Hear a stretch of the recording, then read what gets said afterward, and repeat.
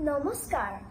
আবৃত্তিৰ বাবে নিৰ্বাচিত কবিতা কবি ৰূপৰ জ্যোতিপ্ৰসাদ আগৰৱালাদেৱৰ "অ মোৰ ধুনীয়া গাঁও"। অ মোৰ ধুনীয়া গাঁও, ৰজাকো প্ৰজাকো আমাক গৰকাকো তোৰে পদূলিতে বান্ধি ৰখাওঁ।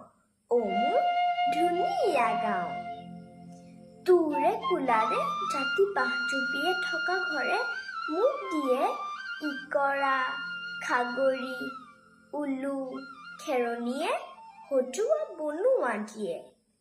তোৰ মৰমতে ধাননি উপচি মানিকী মধুৰি আহে, তোৰে চেনেহতে ফুলা সৰিয়হে পাহি মেলি মেলি হাঁহে।